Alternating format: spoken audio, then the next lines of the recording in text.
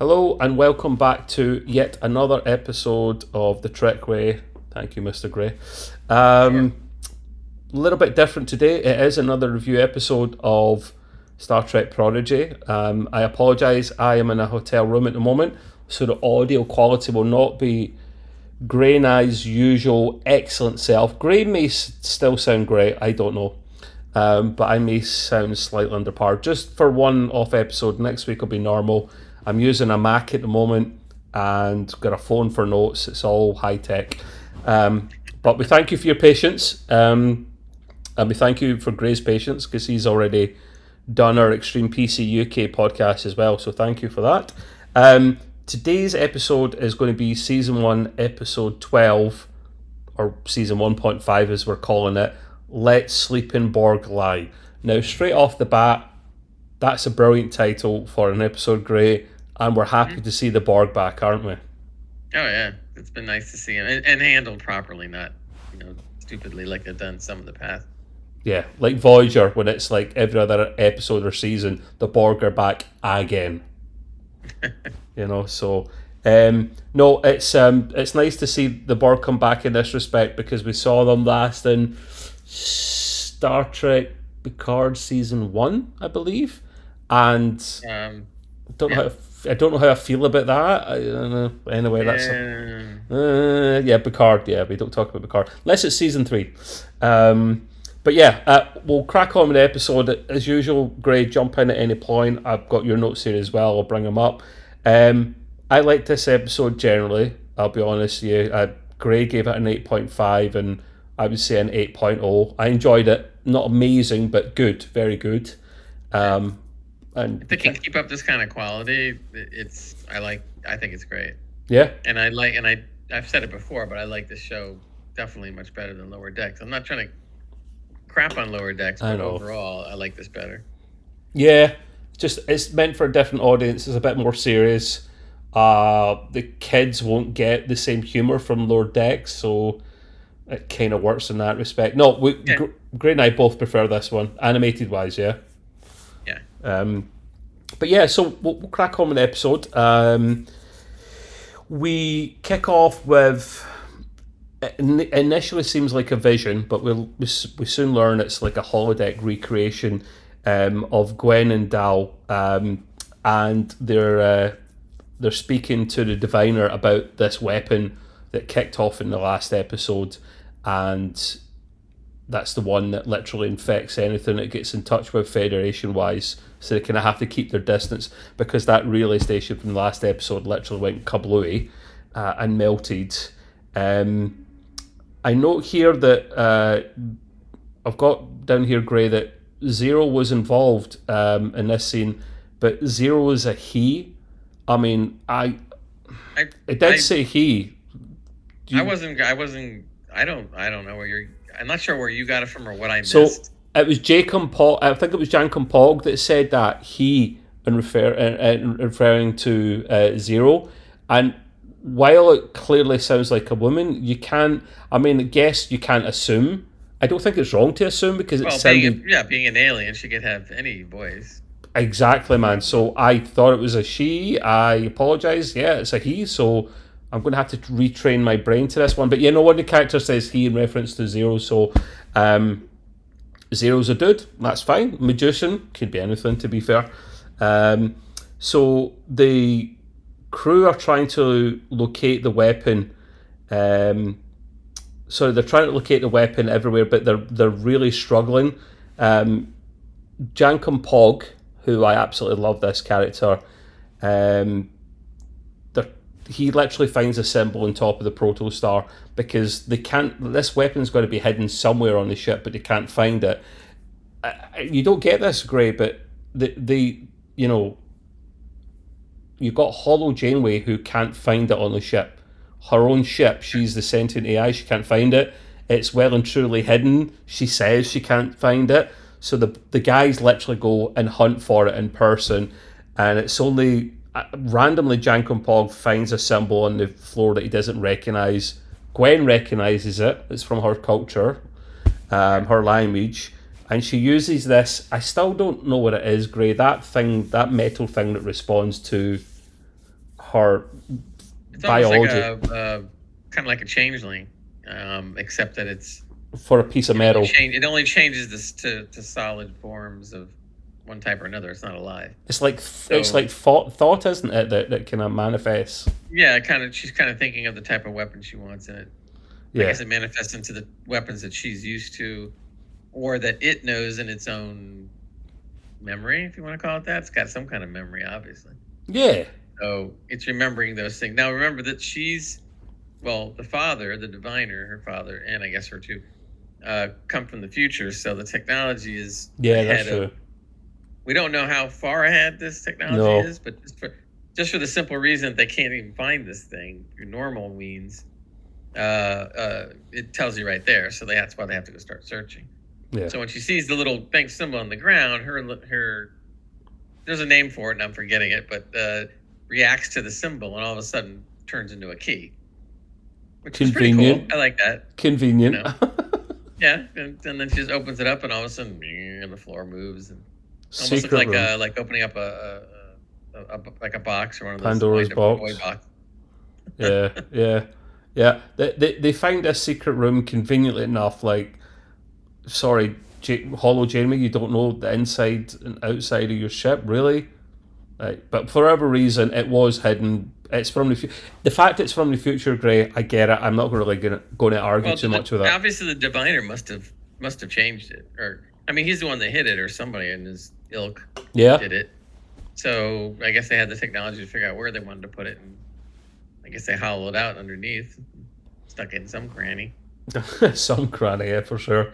But yeah, like he says, Gwen uses her, biology or mind power. She turns the little weapon blade thing she has into a key, which is goddamn convenient. But this thing actually fits into the symbol, turns around, opens up.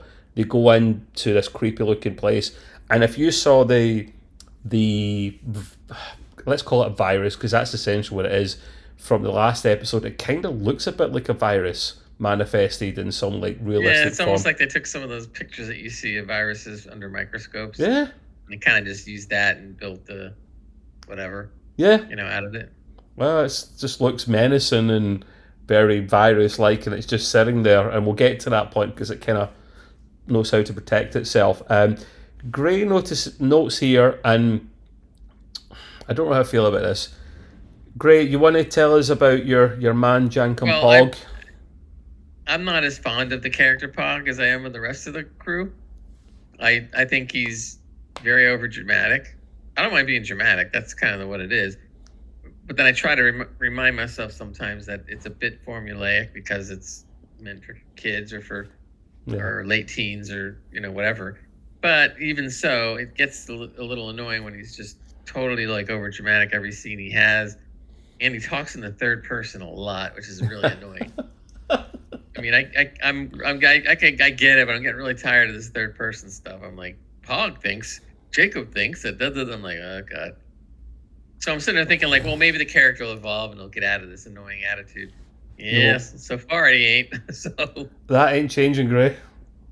I mean, I'm probably nitpicking a little bit. It's just, I mean, if it wasn't for that, I probably would even give the episode slightly higher.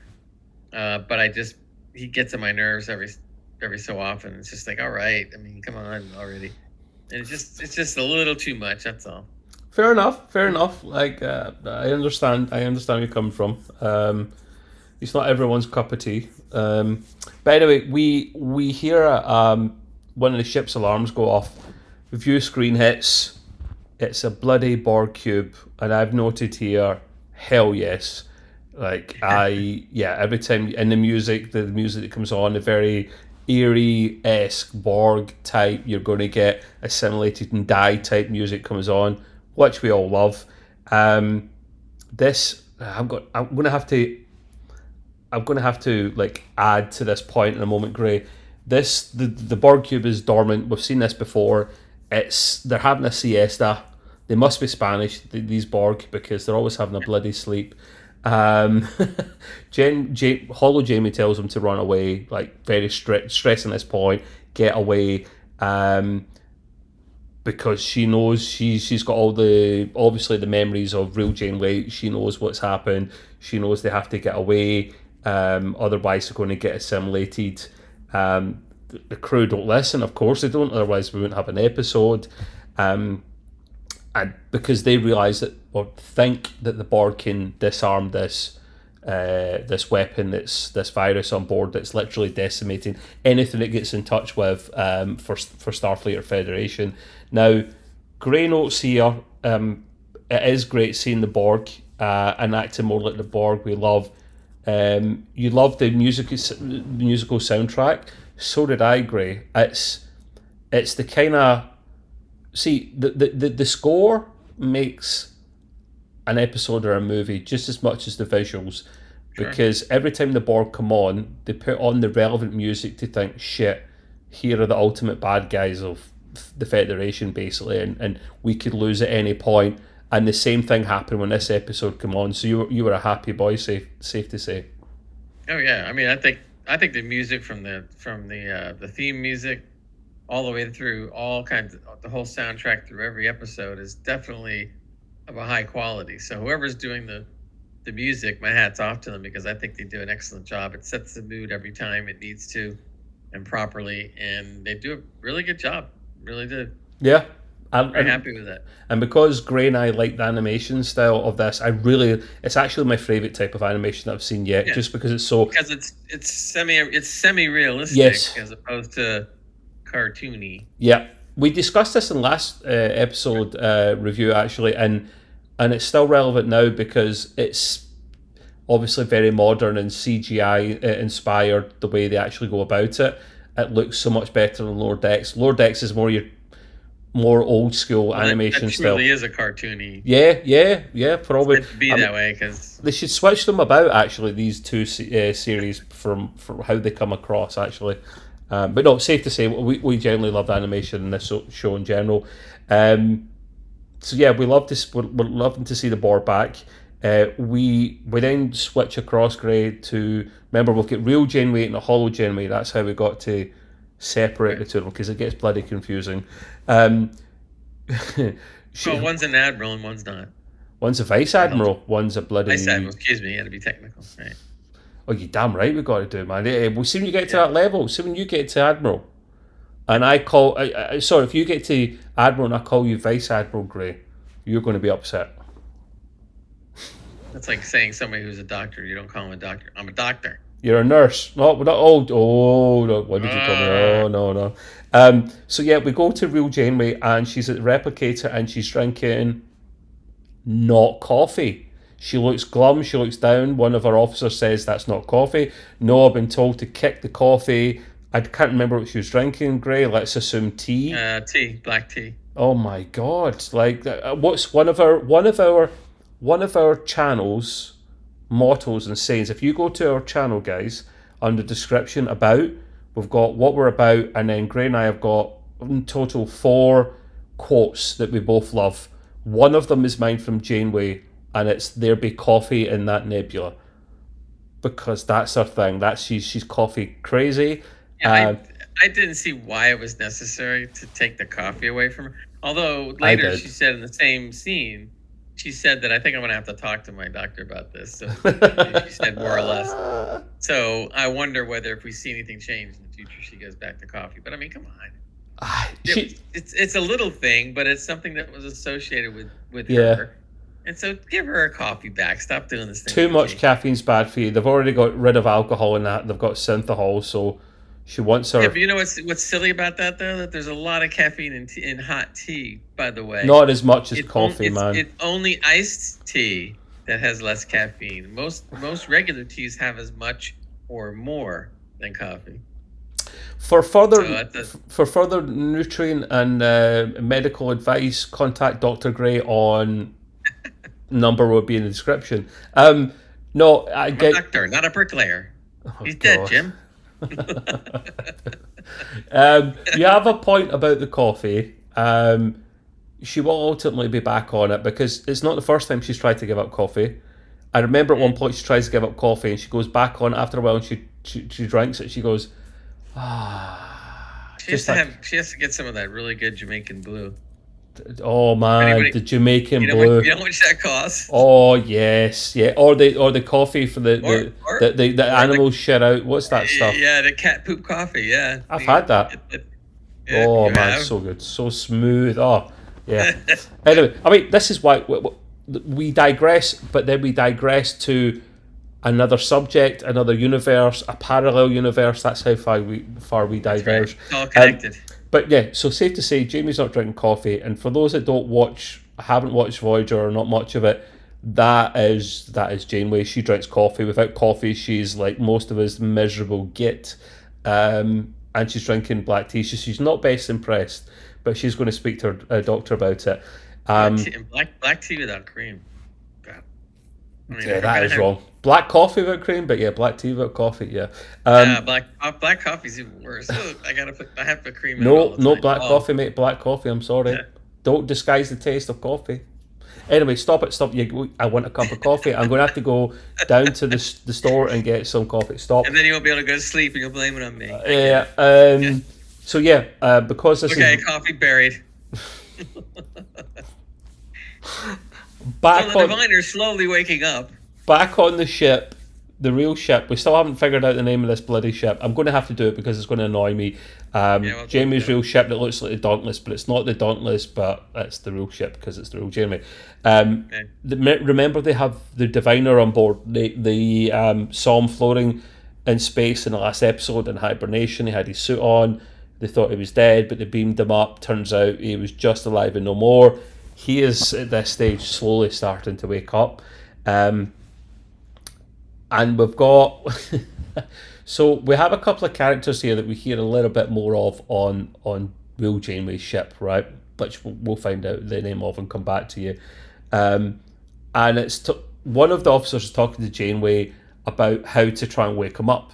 We can't just wake him up. The doctor says we'll kill him. I don't know his biology, that kind of thing. But then the other officer speaking to Janeway saying, let's use his suit, or at least let's use the biogel inside it, because it's what keeps him alive. It's how he's probably still in suspension in space before. We'll replicate that and we'll give that to him and that should do the job. And Jamie's real Jamie, sorry. This is a great idea, great initiative and all that. And the doctor, who Gray mentions in a moment he's not a big fan of, and I have to disagree with. I agree and disagree with him, because he comes away with a smart ass comment basically saying, I wish I could kiss tail like you, but on this good idea, because then you'll be promoted in no time. I had a chuckle at that. Gray, you do not like this this doctor dude. If it was just that one line, maybe that would have been fine. Because Bones is like that. Bones is the same kind of personality. No, it's not. No. Okay. Here's the problem. They basically, when Bones used to get upset about something, when he was in the sick bay, he generally didn't get upset. He was business. You're in there, he has to take care of you. He has to analyze what's going on, and he's all business and gets the job done, tells you what's going on, blah blah blah. Now, outside of sick bay, in a friendly manner, because Spock and Kirk were so tight, he would speak his mind, and that was necessary, and it was a good thing for the trio, right? Yeah. This is not the same, because the doctor's in the sick bay, okay, and instead of like imparting some medical wisdom, with the exception of one line, he wasn't spouting any medical wisdom. He was sitting there being really a pain in the butt. And if I was Janeway and somebody acted like that towards me more than once, it was like 3 times this doctor character did it, I would have thrown him out of an airlock. So, so the one line is fine, but all the other lines is he's totally sarcastic in everything he says. Too much, yeah. Way too much, and Okay. and it just felt really out of place, really annoying, really cringy, and very unrealistic. Yeah. So yes, the one line was fine. If that was the one line he delivered, that was funny or funny-ish. But the rest of it was stupid. I didn't even know. I was sitting there just thinking to myself. I'm going, this is the doctor? He has nothing to do but being really sarcastic and basically kind of mean. It's like putting Bob Picardo and DeForest Kelly together, and then dialing it up to 10 or something. Yeah, I mean, it's just the way they handled it and the way it was written. It just the character's just off. You know, Yeah. I would rather they just brought back Picardo. They could have. He's a hologram, right? Oh, they were Die. they were talking about that actually, Gray. I hope to God we see him in season 3 of Picard because they were talking about bringing him back, and I don't think they were going to make season 2. Bob Picardo should come back in season 3 because he's my second favorite Doctor. Right. I don't know why they just didn't do it. Why don't they just do it now? It's a hologram. He doesn't die. It's animation, so you don't have to worry about him, the age of the real actor, right? Because he's older now. I get it. Yeah. But he's still a hologram, so you don't think that they could easily just take the same Doctor hologram, put it on her ship, and she would have somebody familiar? Oh, that would have made all the sense in the world. Great, you make an excellent point. So Holo Janeway, because at this stage holograms are sentient to an extent at least, yeah. Right, to a certain degree, right. They're self-aware. So stick another hologram onto.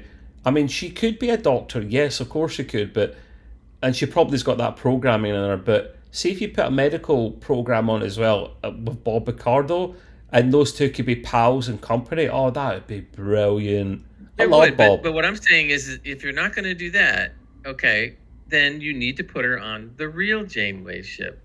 You don't need the doctor that he has on the ship. You could have Picardo be that doctor.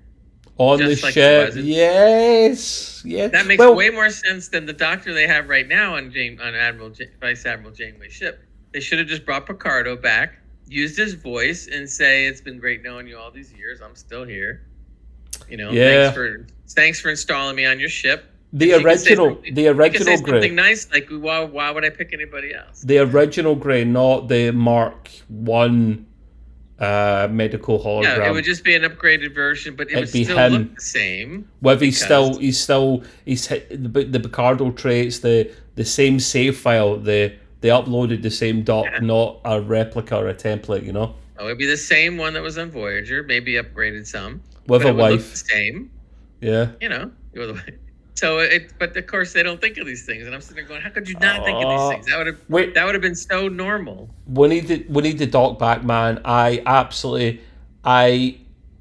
love Picardo so much to the point where he's just as good as Defrost for me. Defrost Kelly. I'm not saying it's just because it's more my generation, Gray. I still love Bones to bits. He's absolutely brilliant. I think you know where I'm coming from. I'm comparing something that's not from my generation, but I still love. That's where all the doctors came from. So. Exactly. Yes. So I love them both. There's no other doctor that's got close to him. Crusher, I like, but I never. She didn't have a personality much for me. Yeah. Julian Bashir was bloody some sentient created thing in a lab. I just didn't fall in love with him. So it's Picardo, it's the Doctor, and it's Bones for me, man. I love those guys. They're similar in some respects. But anyway, we're doing it again, guys. So what can we say? We're not sorry. It's a thing. But anyway, right. So I've got a point here. You guys wouldn't think about that, but we thought of it for you. You're welcome. You're welcome. Or maybe you did think about it, and we just brought it to life. So I have a point I want to bring up here, Gray, that I was going to bring up before, but I'm glad I left it till now. So your man Jankum Pog, who you don't like. I know. I'm winding you up, mate. I'm fishing. I'm fishing, man. Sorry. He gets on the Borg cube, and he falls in love with it. It's hilarious, silly, cheesy. He just goes up and he starts hugging stuff. He's like, I love this. He starts naming all the different parts and what they're made out of. Yeah. You know, that was okay to me. He's an engineer, though. That was what he. Right. That's exactly what I thought he should do as far as his character's concerned. Yeah. Question. It's the other goofball stuff he doesn't need. Question: if Scotty had seen a Borg cube, what would his reaction be? It's green. I think he would have been amazed at the architecture, but then he would have been horrified at what it could do. You know, that's a boring answer, but you're right. You know, so he wouldn't go as gaga as Pog did, but you know. That is gas, Paul. Let's put it that way. But he would have respected the fact, and he probably would have been already thinking about ways to get around it. The Borg would have melted the original Enterprise. I'm sorry. What he really needed to do, Scotty, he would have gotten a hold of the technical manuals. That way he could read them. The Borg would have melted the original Enterprise, mate. I'm glad they never came across them. They didn't go into that quadrant yet. So the point I make here, and I want your opinion on this one, Gray. So they've got to get on the ship because they've got to look out. They've got to look out for the vinculum, which is the hive mind and a device thing that correlates everyone's thoughts on the Borg cube. And we don't really hear or see of it until Voyager, and we've not really heard or saw of it since Voyager. Voyager expanded the Borg massively, maybe a bit too much. They were naming all these little intricacies and silly things, and it got a bit too... I wasn't a fan of it, but the vinculum kind of made sense for Voyager. Let's say it keeps everything, it coordinates all the thoughts in the hive mind together, and that's how you can get access to it, or so we thought. But the point I made, Gray, here was, this has happened more than once, a few times actually. We see a sleeping Borg cube, or the hibernating, more than once. And I'm sorry, these guys are the biggest, baddest things in the galaxy. When it's sitting there in that mode, it's not completely defenseless, but it's definitely not as strong as it usually is. Sitting there in the open, not in a nebula, not in some auto protect the ship mode. Anyone can beam aboard, you can have a party, you can tickle a Borg and then run away. No, nothing makes any difference. We've seen this a few times, man. Why is this bad writing? Is this undermining the big bad of the galaxy, Gray? Do you give a shit? I suppose if you want to get nitpicky, then that's what we do. They could have come up with a different way. But on the other hand, they've always said from the very beginning of the Borg, as long as you don't be aggressive, as long as you're not aggressive, they don't care.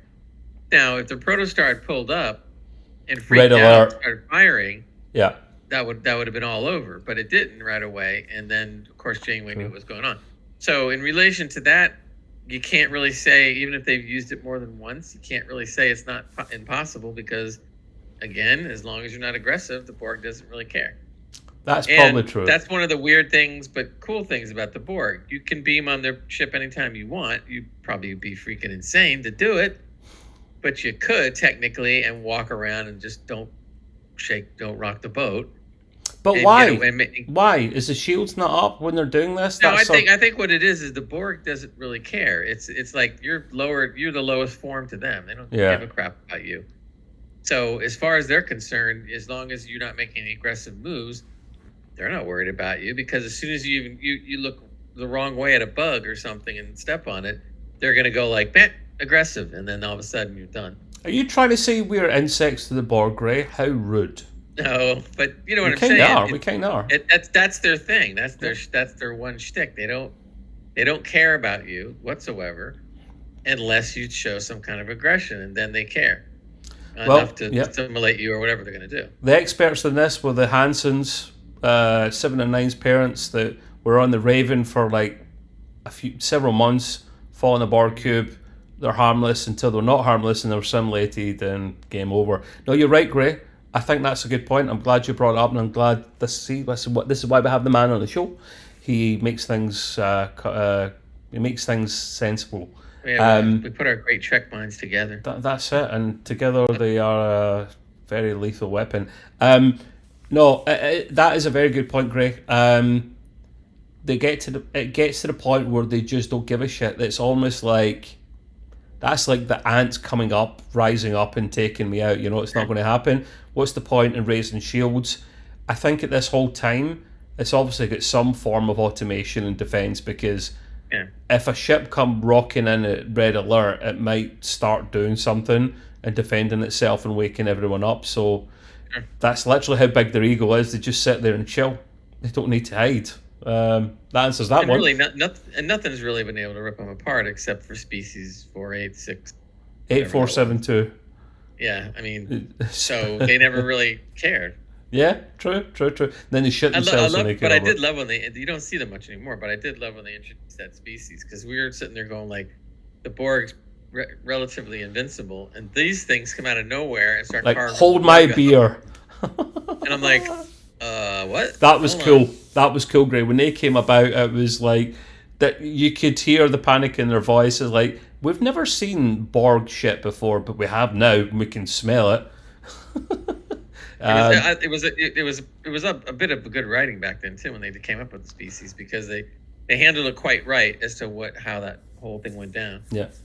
And who shit themselves when they rocked up the Federation? It was Species 8472 when the Federation when Voyager came across their staging little outpost thing. So if Species 8472 shit themselves when Federation come about and the Borg shit themselves as Species 8472 come about, that means we win and we are the big bad. So there you go. That answers that one. There you go. So yeah, on the lovely Borg ship, according to Jankum Pog, who's in love with everything, they have to actually, I think they're climbing up somewhere to get to the vinculum. And I note here that this is why I love Jankum Pog, and you don't, and I love him for a different reason. No, this line was a good line. Yeah, no, it was a good line. The Borg, I quote, the Borg never assimilated the turbo lift. It's a good bloody point. They clearly haven't. You probably get that one Borg in Voyager who's trying to assimilate Species 8472 over and over again, where he keeps ejecting it. Nothing. The elevator will not, or the turbo lift will not be assimilated. We're climbing up the stairs, boys. So yeah, Gray doesn't like him, but he likes this line, so there's hope for Jankum Pog yet. They get to the vinculum next, which is a great name for a fucking device. I generally think they just come up with that out of the blue.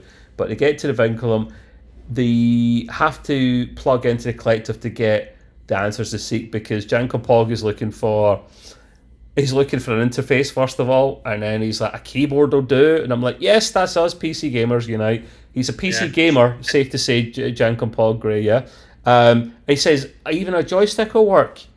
You know, he can't. Nothing. He's like, oh god damn. So yeah, it would have been even better if he had said a PS5 controller. A PS5 controller, yeah, or a sorry, Gray, not even a proper mouse, a ball and a mouse that you've got.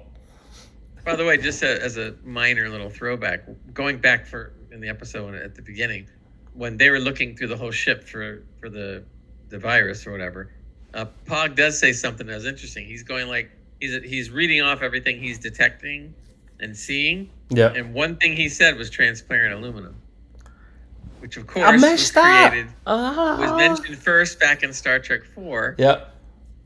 Where they kind of gave the guy the formula for transparent aluminum. Yes. Scotty.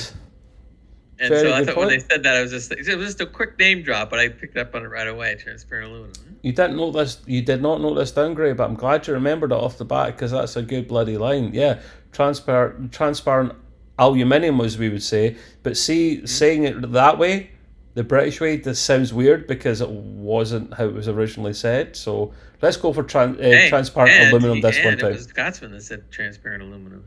Oh my god, so it is, man. You've just ruined my day, my year, Gray. Oh my god. That's a good point. Wow. I never really thought about it until now. I mean, I'm going like, wait a minute, you're right, but then Scotty's a Scotsman, so how come he didn't say transparent aluminium? Well, Zero. Because it was an American thing. Yeah, I know. So Zero is called by Dal at one point as a nickname Z. I like that as a nickname. If you call him Z, doesn't sound the same. Yeah. You know, so yeah. You've just blown my mind, Gray. Thanks. I can't carry on with this podcast. No, I can't. I will. I shall. Jesus, man. Yeah. Anyway, so it's Gwen's idea. Gray actually notes this down. It was actually Gwen's idea that they have to literally, one of them has to plug themselves into the collective to get access to the vinculum to try and get the answers. She originally, I didn't mean to interrupt you. She originally came up with the idea when they were on the ship. Oh, really? Was it that far back? Yeah, because she heard she heard hologram Janeway Hollow Janeway. explain what the Borg does and Yeah. how they assimilate, but more importantly, how they adapt. So immediately Gwen looked back and says they adapt. So that means the Borg could adapt to the virus and tell us how to get rid of it. So it was her idea the whole time. And then that led to actually going on the ship itself in this insane mission. Okay, I'm glad you picked up that because I forgot about that. I didn't know it was on the ship. I'm glad you picked up on that and remember that point. I just made a note that I thought that was really a really good writing because I didn't really think about that, but that made perfect sense to what was going on without stretching it, into unbelievability. So that really was a bit of good writing. I like that. I said, okay, now you got a reason to go on the Borg ship. I get it. Okay. Take the same writers from Prodigy, stick them on lower decks. Perfect. And we're good. Keep some of the writers from lower decks for the comedy. I would take some of the writers on Prodigy and throw them on some of the other Trek projects. Keep half the lower decks writing crew, half the Prodigy crew for lower decks. You've got the best of both worlds, as far as I'm concerned. So yeah, that's a good point. Gray, thanks for bringing it up. As Picard would say, make it so. Make it so indeed. We'll call them and they'll tell us, who are you? I've got a whole joke about that, Gray. In fact, no, I actually sent that clip once, the Scottish comedy clip about the Borg being on the phone. I don't know if you recall this one. If you don't, I will send it to you again after. Anyway, so moving on, we actually have Zero or Z volunteers to plug himself in. Now, it's a bit of a battle who's going to plug themselves into this, but I think, to be honest with you, it would probably be between ZZ0. I'm just going to call him Zero. Between Zero and Gwen, because obviously Zero's a Medusan, can handle himself, and then Gwen's got a really strong mind as well. But it ends up being Zero plugs himself in, and shortly after he plugs himself in, the kind of light here goes and vanishes and disappears. You fear for the worst. One thing that's interesting is you're in the vinculum, you're in cyberspace, for the want of a better word. The true form of Zero doesn't actually harm the Borg in the vinculum, which is not really surprising, I guess, because it's not real life. Right, they're saying that they're safe in there. Yeah, which would lead you to believe then, if it didn't happen, but supposedly if she had revealed her true form to a regular walking Borg, it probably would have made him nuts. Yeah, even more nuts than they already are. Or short circuit him or something. I don't know. But one thing was interesting, Johnny though, unless I just kind of forgot this from past episodes. She talked about how the Medusans are of a hive mind. Yeah, but she aspired. Remember at the start, the whole hive mind thing. She was kind of fascinated.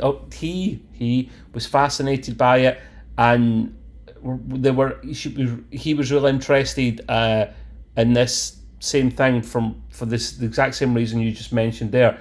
He's used to that in his culture, and it's the same with the Borg. They can relate a lot to. So he was the perfect candidate, really, to go in, wasn't he? I also get the feeling that, and I could be wrong, but just from kind of getting some vibes from it, that the Medusans' hive mind culture, in some ways, maybe not every way, but in some ways are superior to the Borg's, only because their culture and their existence and their true nature and their living and their embodiment has always been that way. Yeah. Whereas the Borg has kind of collected that as time as they've gone from species to species. No personality either. Right. So that gave, in my mind at least, it gave Zero a little one-up on the Borg, which is why she was able to handle it. Yeah, and she handles it well, safe to say. At first I thought it was a stretch, but after I started thinking about it, I'm going like, okay, well, it wouldn't be that far of a stretch. I get it. Yeah, no. So I thought that was handled well. He literally was, Zero was literally the perfect candidate, I think, for this, to be fair. and you're in the cyberspace scenario and the true form, because that's how Zero appears in the vinculum and cyberspace as its true form. The cube, the Borg cube, actually then scans the protostar. Hollow Janeway notes, and it's now starting to wake up. I think it's probably Zero's presence inside the vinculum that's actually waking them up, which makes sense, to be fair. They literally have to make a mad dash for it. They have to leave Zero behind because a bunch of Borg drones are coming towards them. They have to try and come back for Zero later. You feel the worst at this stage. And on the retreat back to... I mean, they have to get out. See, the thing is, normally you would get beamed straight up, but not from a Borg cube. It's got heavy shielding. Hollow Janeway says, right, you have to kind of get out of there before I can beam you up. And of course, it adds to the storyline because we get beamed up straight away. It'd be a bit of a shit storyline. So the escape ensues, and they make a break for it. The crew start firing on the Borg drones, and it was actually... I think it was your man, Dal, that actually shoots at one of the Borg drones, takes it down. But within one shot, Gray, it adapts. Now, I'm not saying that's happened before, but normally you get 2-3 shots off before it adapts. I'm thinking it's because they're not even cadets, that they don't even have the... Normally, in Star Trek, for those that don't know, the Borg take so many shots before they adapt. And if you're smart with the Borg... you have an adaptive cycle, but that's what gets you your 2 to 3 to 4 shots off. So what I'm thinking here is they don't know, they haven't adapted it. It's one shot. That's all you need before the Borg adapt, and then the shields are up and no chance. Does that sound about right, Gray, to you? Yeah, I think so. Sure. Yeah, exactly. So one shot, that's it. They're adapting. There could have been another reason too. What's that? Possibly.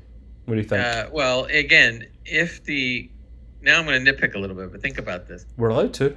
Since the Borg is a hive mind, right, which means that essentially all Borg minds talk to each other over spans of great distances. Yeah, right? they do.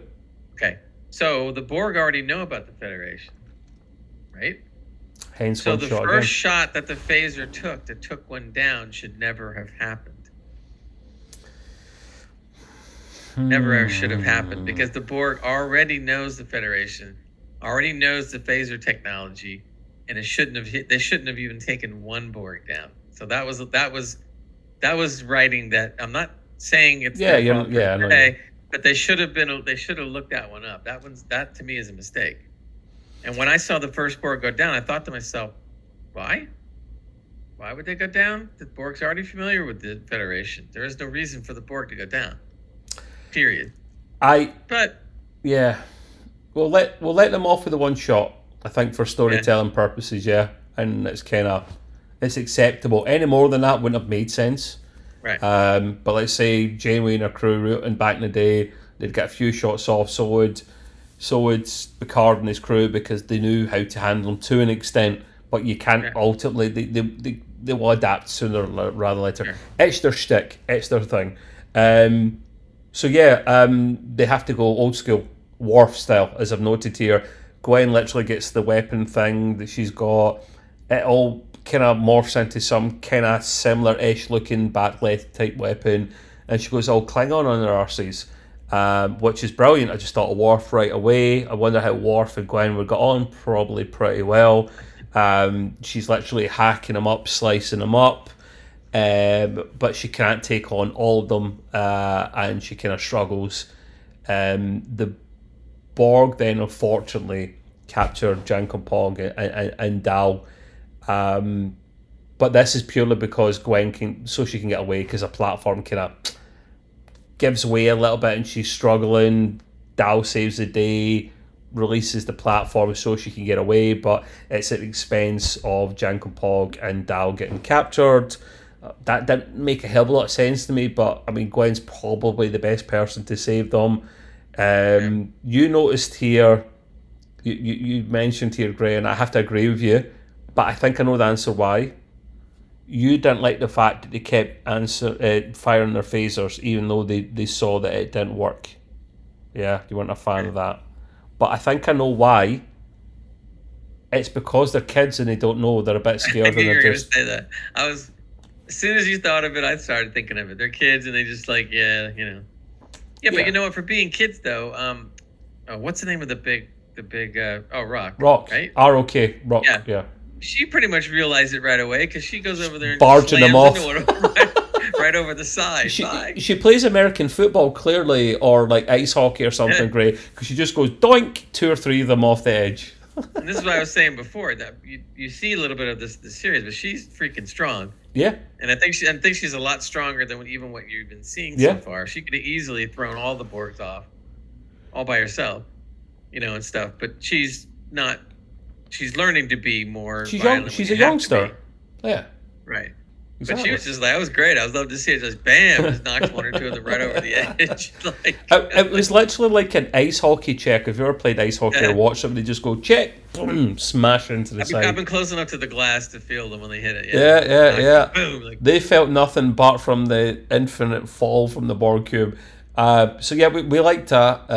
But unfortunately, your man Jan Kompog and Dao do get captured, and as we know, on a Borg cube, when you get captured, they don't get assimilated immediately, because the Borg ideally like to take you back to a simulation chamber and do it all in the one go. The injection, the half arm, the fake eye, they only inject you on the spot if they really have to, usually on your ship or whatever. So they're taking them away, and for storytelling purposes, I'm glad, because there's a bit of a chance for the heroes to save the day. So yeah, we go back to Zero. And he's actually struggling to get the Borg's help. Surprise, surprise. They literally try to capture his essence, his real form, which I found hilarious. Like, they try to simulate bloody anything. Sometimes the Borg are dumbass, man. You're trying to simulate essence in a vinculum, but hey, you got to give them 10 out of 10 for trying. We then go to it's because going to and fro a little bit this scene. We then go back to Gwen. She's doing a trick, Grey, that we've saw many times before in Star Trek. They picked up on this a bit quickly, but I think this is because Holo Janeway, again sharing the wisdom, she manages to transit through a bunch of Borg drones because she's about to get the weapon and start doing her pow pow thing. But Holo Jamie's like, listen, chill. If you're not a threat, remember, if you're not a threat, you can go past them. And she does. She literally weaves in and out them until she gets to the end. One Borg drone looks back and goes, and she's shitting herself the whole time, but she makes it out in one piece, which is the most important thing. The other thing about that scene is it's okay for dramatic reasons, but again, the Borg would not do that. They would just keep on walking. Would they not? Because of the previous things that they encountered and the fact that it started scanning the ship? Unless she, like, let's say she slipped a little and kind of just like, like this or something. Okay, now she slipped a little bit. So they're going to kind of like, oh, was that aggressive? You know, they could look back at that. But she didn't do anything. So, again, I'm nitpicking, but the Borg really shouldn't have done anything or looked back. Unless she took a little bit of a defensive posture, then they would have like...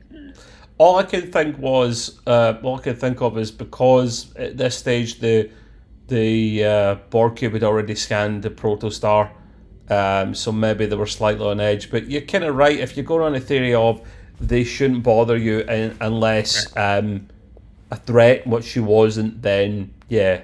But because to be honest with you, when I saw that happen, I thought that was leading to something else that was going to happen. So I saw him turn around. I'm going like, now why would he turn around, not the rest? I'm going, oh, maybe that's something weird that's going to happen later, but it never did. No, it could have went another way, to be fair, but it didn't. The other thing I liked, and I mentioned in my notes, is that the music comes in perfectly when she's walking through the Borg. This music is really intense, nervous kind of music, which is what you should have. An eerie kind of nervousness, and it really was great. But she's just walking through there, and the music's just making it like, holy shit, oh my god. Yeah, the score makes at least half an episode. It really was good, very, very good. I'll have to make a note of who the heck these people, the people are, but they do a really good job. with Well, everything in the whole series like that. it has to be like that, Gray. I mean, it just wouldn't work with a Benny Hill theme tune, would it? It just wouldn't give the same No. ambience, would it, really? I could just do that with all the Borg walking around. That would be classic. See, that if the Borg had been on lower decks, that probably would have happened. And I'm not joking. I'm serious. I know. You can never have the Borg go near lower decks. No, they just ripped the piss out of them, poor Borg. You'd feel sorry for the Borg by the end of that episode. Actually, what would be funnier is you'd have Boimler trying to talk to the Borg, and the Borg will just go, "We don't even want to assimilate you. No, we're not serving you, mate. No chance. No, you're not worth it. Go away." So yeah, going from a funny positive point to a slightly more negative point. Our hero, our famous Medusan Zero, comes back. Looks like he's been assimilated though, Greg. Didn't last long. Yeah, God damn it. He's got the green going on. Oh, the green. Yeah. I had to be. I mean, how the feck can you assimilate an essence? I don't know. But 10 out of 10 for the Borg. They keep trying. They're triers. You can't deny it. I mean, that's what they do. They're a one-track hive mind, and this is what they do. Exactly. And to be fair, they must have assimilated a Medusan before, man. They must have. Surely to Not God. necessarily. I mean, you think about it. There's thousands and millions and trillions of worlds out there. True. I mean, you're not going to get everything. They know who they are, though. Remember, they don't go. Remember, the Borg don't go out and seek these things. They're not really explorers. They just kind of wander around, and as they bump into people, they assimilate them. So they're not really going like, I think we should go to the Medusans. They don't think like that. Yeah. If the Medusan planet is in the way of their travels, and they think, I don't know, whatever, then they absorb them. They'll try to do it, but that's not how they work, though. They just float around until something gets a little aggressive. Float around. Well, seriously, you trying to say, Gray, the Borg are floaters? Yeah. But the point is that they're moving in certain patterns, yeah. But they don't really start assimilating until you get aggressive with them. And why would that? Because everybody gets aggressive with the Borg. Well, because they don't know what the hell it is. What if they assimilate a species and they're looking at their data banks and they go, ooh, they look good, they can increase us tenfold. I think they may go after them then, Gray. Doesn't happen often though, to be fair. Yeah, but I don't. They've never been known to be that kind of aggressive. No, if they were to turn like super they're passive aggressive, then you'd really have a problem. Yeah, there'd be so many of them. True. It's a good point. And this is why we like Diversion, because we waffle a little bit and it takes us an all interesting Borg 101. Join us. For Borg 101. I do love the Borg. That they're bloody. We should start another channel called the Borg Way. Don't tempt me, Gray. Oh, come on with the green thing over our eye or whatever. Well, to be fair, Gray, you are named partly a little bit from our gaming side of things as Grey Master. There was a show. For a short time, yeah. There was a show back in the UK back in the day that had an old, I can't remember, professor type guy. He came on, big floating head. He had one eye patch over here. That essentially could be you, Gray. Assimilation on the cars. But yeah, we'll get back on track. We have to try. We have to get back on board. Come on, let's do it, Chris. Back on board. Okay. So Zero comes back. Looks like he's been assimilated. In fact, he has been assimilated, at least initially at this stage. But Gwen does the sweet talking, the thing that works so often in storytelling, which wouldn't work, I think, for a human being or a bipedal species, but Medusans are different. Talks to Zero. Just basically reminds Zero what he's fighting for and what's important to him, and it slowly but surely starts breaking a simulation profile, because at the start it's not, especially with an essence like that, it's not an immediate thing. It takes a little bit of time to take over the mind. It's the mind is the last thing to usually go in a simulation, so Medusans can fight that. It's a lot better than other words. And it's another, which is fine. It's another storytelling mechanic trope, and that is that love conquers all. Well, yeah, true. I mean, they use it more than once, and she said that Gwen said to Zero, as she's trying to talk her out of this whole thing of hurting the crew. It says the reason why you did what you did with me is because it wasn't out of the fact that you wanted to harm me. It was out of love. And as soon as she said that, all of a sudden Zero starts going, meh, meh, meh, coming back to her real thing. But during this attempt simulation from Zero to Jankum Pog and Dal, we get another funny moment from Jankum, like, because it starts at one point, she looks like he's coming back, and then no, he says, no, I'm actually going to simulate you now, I'm not going to kill you, and the little kind of, because the hands change into like the whole killing thing device, and Jankum Pog's still saying the whole time, like, no haircut, Zero, no haircut, Jankum Pog not wanting a haircut, thank you, because he thinks he's going to get the hair shaved off. A lot worse is going to happen to you, pal, believe you me. But Gwen saves the day before that happens, so, you know, little another funny scene from Jankum Pog, which I like.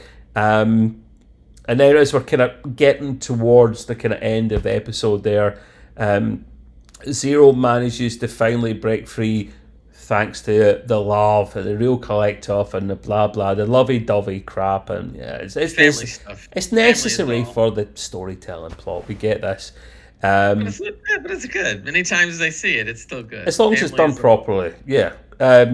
One thing, great, you maybe can pick up this point for me here. So my take on this, and I may have been wrong, was Zero shows his real self, which obviously, you know, I thought killed the Borg, but maybe, like, you notice here that it deactivates them, makes them go dormant temporarily. Oh, because Zorman that's a good one.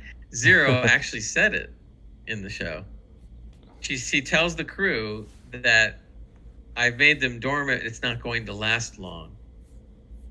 So that's why I picked up. So why doesn't that kill them? They're still made from, you know, living organisms. I don't think she had the power to really kill them. She only had the power to do something temporary. She is as strong as she was in this situation. She can't take on a whole cube.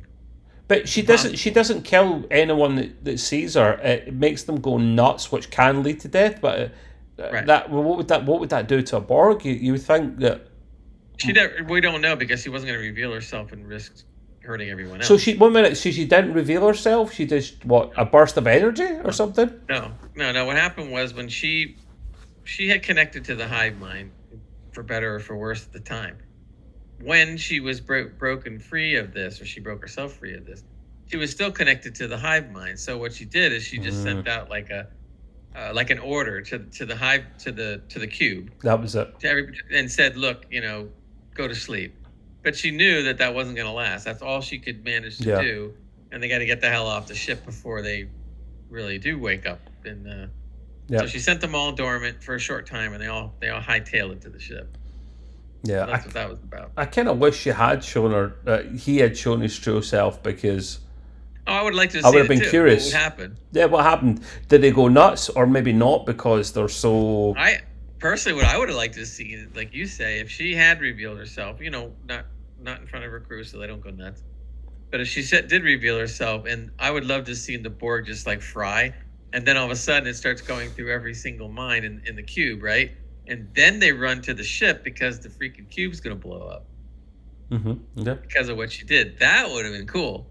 I would much rather have seen that. Then you see them jet away, and the cube just goes non sequitur.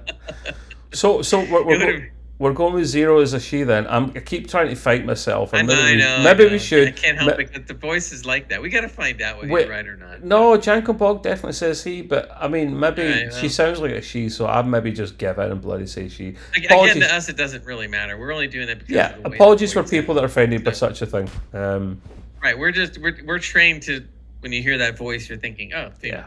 Yeah, exactly, mate. And you don't really think about it. So we just do that as almost like I said before. Second nature.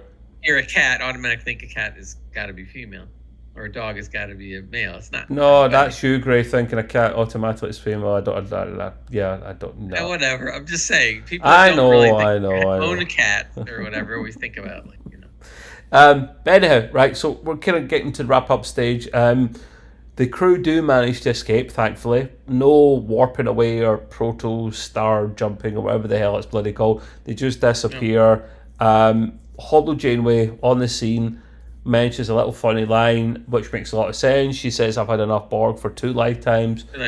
Makes total life. She is literally the expert in the Borg at this stage. She genuinely is. Like she wrote the book on them.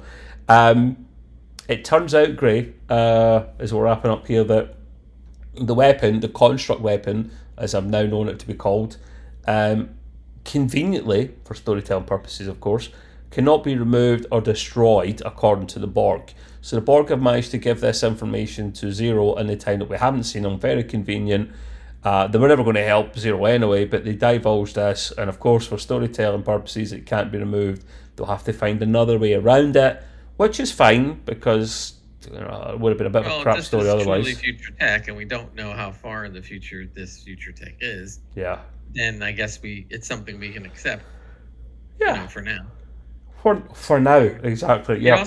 Well, the thing is, if you think about it, it also gives the reason for the series to exist, because now they're going to go and help everybody except Starfleet until they can figure out what's going on. So it doesn't stop them from their mission. They still want to go out and do good things. They will, but that gives them the reason. Yeah, the series as we get to.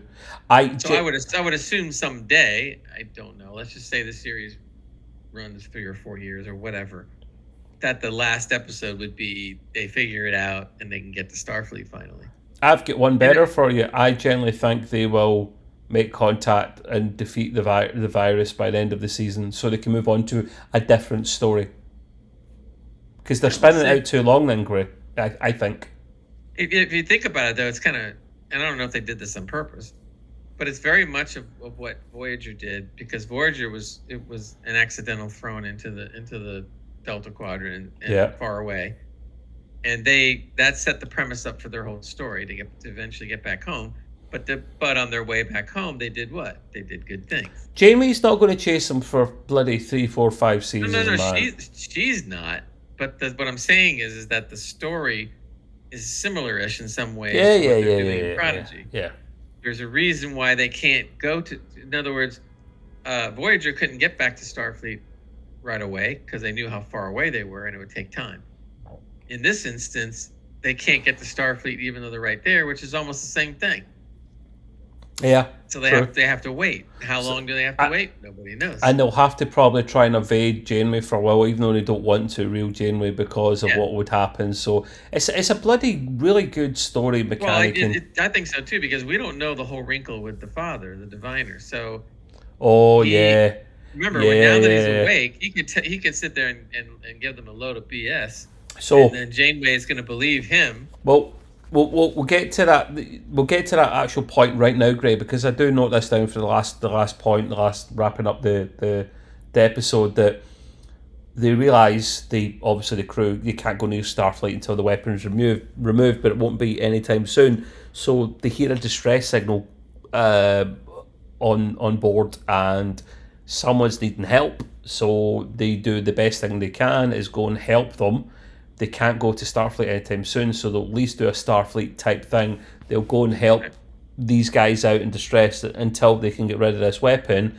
But then, for the last part of the scene, we have real Janeway arrive at the destroyed relay station just as the scene finishes with the diviner actually waking up. And I'm thinking, oh shit. Wonder what's going to happen there, Gray. I wonder if he's just going to go ham and wreck everyone, or probably play the smart game and play along with them for a while, because that's how you inflict the most damage, by pretending you're part of the team. Essentially, he's on the inside now, and he's going to want to make sure that they continue to pursue the protostar, because it's going to wreck the Federation. He needs that. So he's right. So it'll be interesting how they handle the writing. It has to be done well. But he's going to throw the whole monkey wrench into everything, and really, it's going to be interesting. See what he says. And I can't remember the actor's name again. Did we remember it from the last time we spoke, Gray? We remember him from other programs like The Fringe, etc. And we bloody love him. He's great, and I'm glad he's about for another season, because it'd be a waste of a character if we'd only saw him for some of the first part of the season, to be fair. So We're really glad he's back. We're excited about the rest of this season. I think it's another 10 episodes at the end, so we get another 8 to go. Gray gives it an 8.5 out of 10. I give it an 8 out of 10. One of the few times that I'll give it a grade slightly less than Gray, but just because it takes a lot to get 9 or 10 out for me. But yeah, I love it. You're a big fan of it, Gray. Roll into the next episode. Hopefully it just keeps going from strength to strength. Yep. Yeah, exactly. So. Awesome. Right, okay. We're pretty much there, guys. Again, apologies if the audio wasn't quite the same. It'll be back to normal next week. And apologies if you see any mouse cursor movements. We don't really edit much, really, on the Trekway. We're you could say lazy. I like to think natural and organic. We don't want to edit things, It's just, we're a free flow of consciousness, man. We just go with it. But yeah, it's a one-off. I'm literally doing it in a hotel room just because I generally want to get the review out, because we love what we do and we love talking Star Trek. And if you love talking Star Trek, then please comment below, because we like to hear ideas that you want from us, what we want to do, what we can improve on, what we suck at, and what you want to hear. Let us know. And as Gray says, always thumbs up, because it helps us out, and a cheeky little subscription shows us that you would like to see more in the future. Call to arms as usual. We're on the Trekway on Twitter. Gray does a podcast once a month, along with specials on YouTube and audio platforms, called Gray's Green Room, and that's the same Twitter handle as well. We'll be doing an episode of that a week tomorrow, Gray, so I'm looking forward to that. That will be proper normal quality for myself again. And last but not least, we've got extremepcuk.co.uk. That's where we came from. That's the gaming side of things. And we do a gaming pod most Thursdays on that one as well. So feel free to go to the website for the Discord link. But I think that's us for now. Great. We'll be back again next week for the next episode. But until then, do your thing, Gray. And long and prosperous. Thank you very much, people. And please take it easy. See you later. Bye-bye.